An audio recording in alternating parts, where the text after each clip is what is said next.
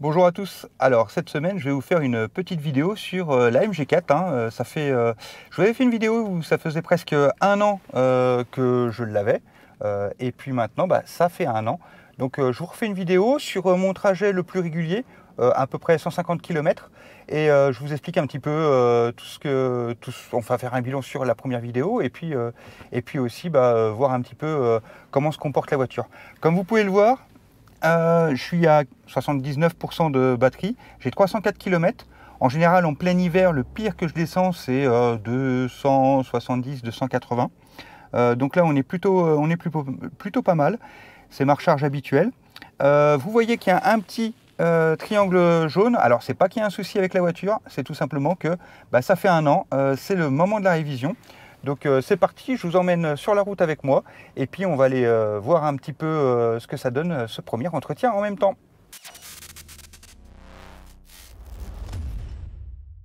Et surtout les amis, mettez un pouce bleu, abonnez-vous, mettez un commentaire, c'est super important pour la chaîne.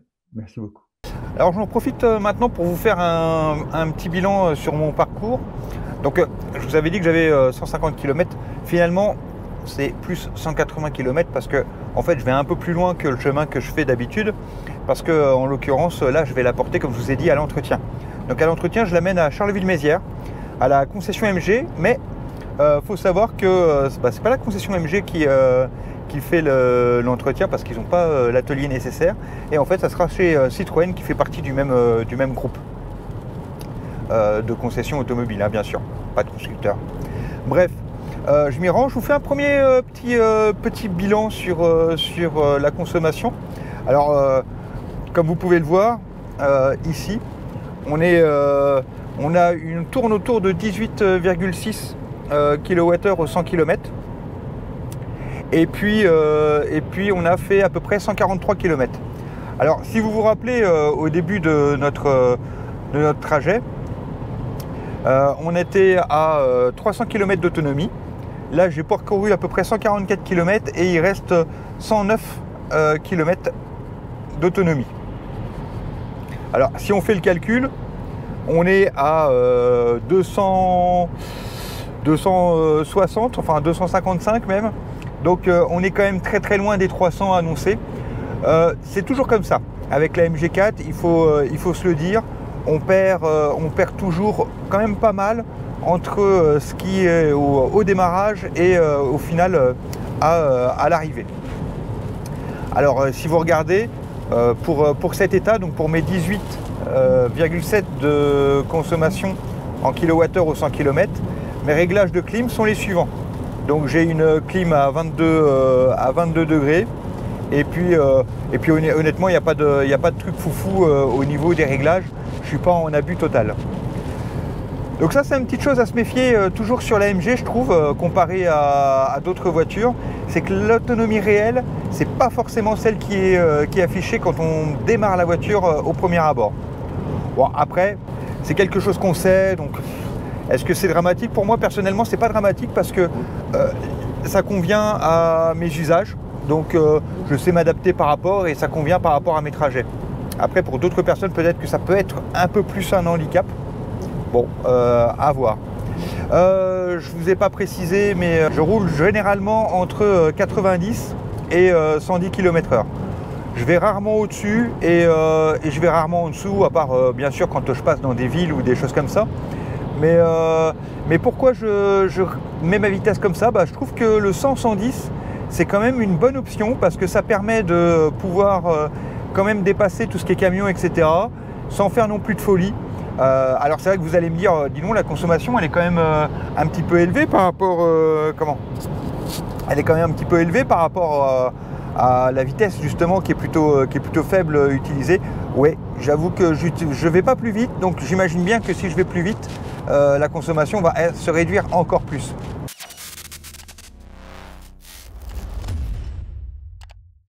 Je voulais revenir un petit peu aussi, profiter de ce trajet pour revenir avec vous un petit peu aussi sur la voiture et ce que j'en pense, parce que là, on se dirige pour l'entretien des 1 an, et c'est vrai que je vous avais fait une vidéo en octobre où je vous parlais un petit peu de ce que j'aimais dans la voiture et ce que j'aimais pas. On est un an plus tard, enfin on n'est pas un an plus tard, on est quelques mois plus tard par rapport à cette première vidéo que je vous ai fait en octobre, et je suis à 23 000 km fait avec la voiture. Honnêtement, je suis toujours très satisfait de la voiture, et franchement elle convient tout à fait à mon usage. Je trouve son rapport qualité-prix absolument exceptionnel. Franchement, pour aller chercher des voitures beaucoup plus chères, pour au final pas forcément avoir beaucoup plus d'options ou beaucoup plus d'agréments, je vois pas l'utilité. Concernant les défauts que j'avais relevés sur ma première vidéo, il reste, hein. Je veux dire, moi le truc que je trouve quand même un petit peu embêtant, c'est les essuie-glaces qui ne sont pas automatiques. Oui, ça reste quelque chose qui est un petit peu handicapant, je dirais même au quotidien, enfin en tout cas à chaque pluie. C'est un peu chiant d'avoir à jongler sur les réglages. L'autre chose que... ah oui, je vous en reparler, mais entre la première vidéo d'octobre et puis celle-ci, j'ai eu une mise à jour du système de la voiture, et donc je suis passé de la R24 à la R46. Alors qu'est-ce que ça a changé pour moi? Je vous avais fait un petit short où je vous avais dit que c'était surtout toute la climatisation, l'interface qui changeait un petit peu. Le contrôle du climat est déjà ouvert. D'accord. Mais du coup, dans les faits, ça n'a pas changé énormément de choses. Et je maintiens, et je le redis, malgré tous les commentaires, le maintien dans la voie, non, non, non. Je ne le laisserai pas allumer, ça se déconnecte à chaque fois, c'est intrusif, c'est dangereux. Et même là, avec la mise à jour en R46, ça restera.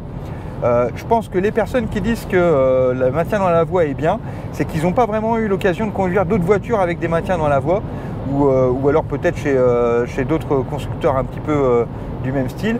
Mais en tout cas, pour avoir testé plusieurs autres voitures et pour comparer avec ne serait-ce que ma Hyundai Kona que j'avais avant, non, le maintien dans la voie, il est vraiment intrusif et dangereux.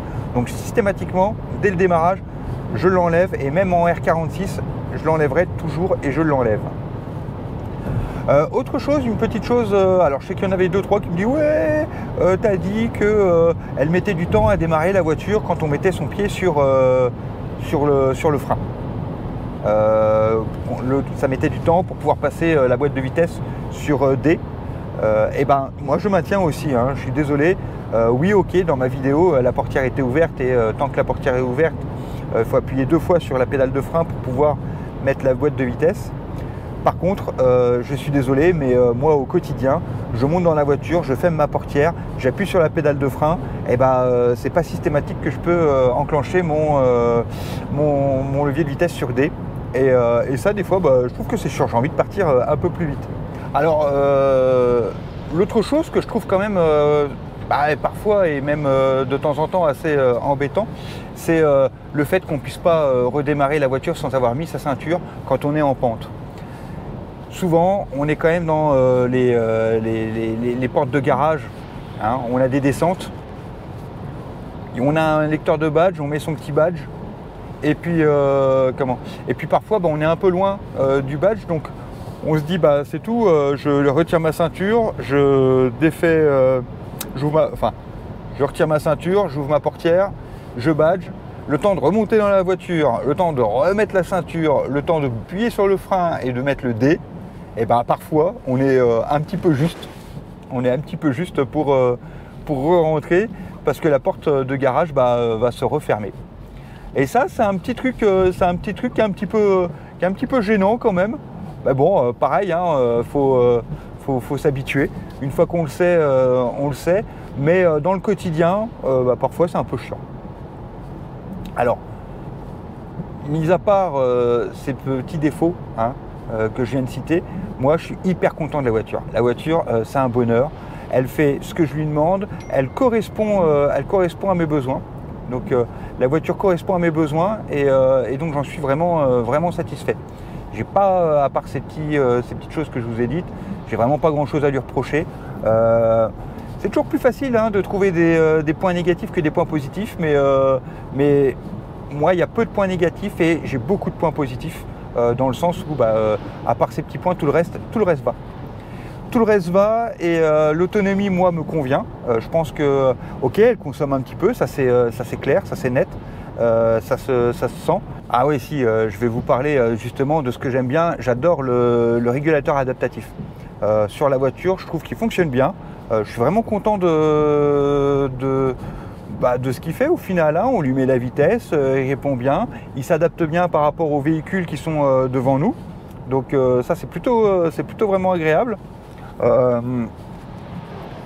J'aime bien aussi la tenue de route de la voiture. Franchement, je trouve qu'elle répond bien. Le fait que ce soit une propulsion, je trouve que c'est aussi agréable. Moi, j'avais jamais eu de propulsion et je trouve que la tenue de route est plutôt agréable et je pense que ça joue dans ce fait-là. Sur une électrique, en fait, une propulsion, ça fait vraiment sens, je trouve. Tout simplement parce que souvent, quand on a des tractions, eh ben, elle patine beaucoup si on accélère un petit peu, ce qui n'est pas du tout le cas quand on est en propulsion. Et donc ça, c'est vraiment un plus que j'apprécie aussi dans cette voiture. Bref, je suis content. J'en étais même à me demander, je me disais, tiens, est-ce que dans mon esprit, je m'étais dit, je vais rester 1 an avec et puis je vais peut-être m'en séparer pour changer, hein, tout simplement. La Kona électrique, je l'avais gardée 2 ans et demi. Je m'étais dit, celle-ci, je vais peut-être la garder 1 an et demi. Et là, j'en suis à 1 an. Et au final, je me demande si je ne vais pas la garder un petit peu plus.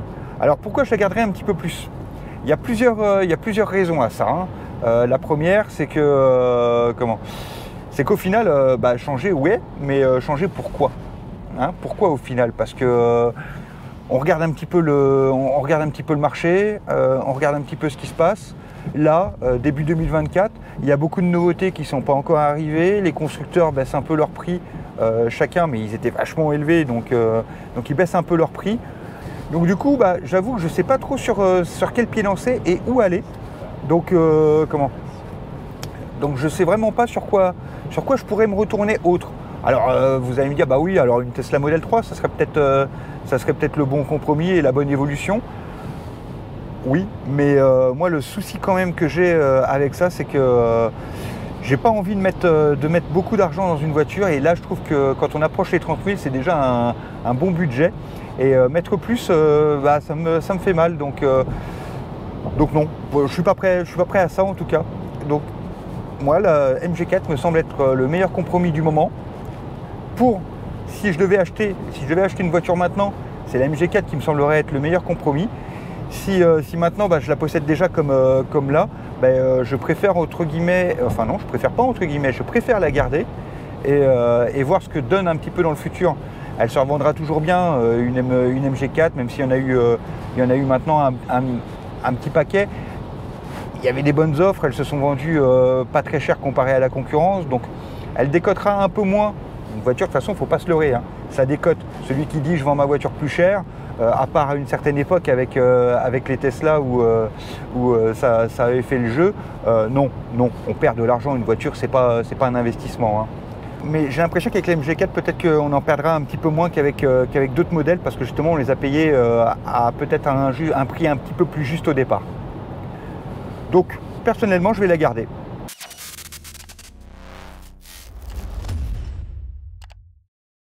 Alors, je suis bientôt en approche de chez Citroën, parce que normalement, il faut la porter chez AMG, et puis AMG s'arrange pour la porter à l'atelier de chez Citroën, Charleville-Mézières, hein, encore une fois. Mais pour le coup, je l'amène directement chez Citroën parce que ils font des entretiens que du lundi au vendredi, et moi là, je pouvais seulement ce vendredi. Donc du coup, ils ont été gentils, ils m'ont donné un rendez-vous à 15h30, et pour l'anecdote, j'ai pas réussi à partir du travail à 15h30. Résultat, je vais arriver pour 16h10, alors je les ai prévenus, ils m'ont dit ok, il n'y a pas de problème parce qu'ils ferment normalement à 17h30. Donc résultat, je les ai prévenus et on va pouvoir aller faire cet entretien, même si je suis un petit peu plus tard. L'entretien, ils m'ont annoncé qu'il durerait 1 heure. Alors on va voir ce que ça donne, s'il dure 1 heure ou pas. Et aussi combien on paye évidemment, hein, et qu'est-ce qu'ils ont fait sur la voiture, parce qu'en 1 heure ça va être à mon avis assez rapide. De toute façon, je pense qu'il n'y aura pas énormément de choses à faire dessus, surtout qu'en plus elle a déjà été mise à jour, ce que souvent ils utilisent lors de la révision pour les mettre à jour au final, mais là la mienne a été faite il n'y a pas si longtemps, donc il n'y a pas de raison qu'ils qu'ils y passent trop de temps. Alors voilà, je suis arrivé à la concession Citroën à Charleville-Mézières et on peut faire un petit bilan de la consommation sur ces 180 km. Alors j'étais à 80%, 300 km d'autonomie. J'arrive, je vais retirer mes essuie-glaces, hop, voilà. J'arrive, il me reste plus que 26% et 83 km. Donc j'ai roulé à peu près 180 km comme on le voit. Plus les 80, bah, au final ça fait plus 260 que 300. Donc c'est ça que je vous disais qu'il faut vraiment se méfier entre ce qui est affiché quand on part et le reste. Alors point de vue des conditions, on est parti, il faisait 9 degrés dehors et on arrive là ici à Charleville-Mézières, il fait 4 degrés. Sur le chemin, on a quand même pas mal de montées. Et puis aussi, bah, on est parti avec le soleil et on arrive avec la pluie. Donc voilà. Bah, le bilan, là c'est vraiment du coup, c'est du réel hein, sur cette consommation et sur les faits. Ensuite, il me restera pour rentrer chez moi à peu près 25 km, donc je vais être bon. Mais c'est vrai que du coup, ça sera pas énormément de kilomètres par rapport à ce qui a été annoncé. Bon, toujours est-il que du coup, là, on est venu pour la révision. Alors, c'est parti, on va à la révision.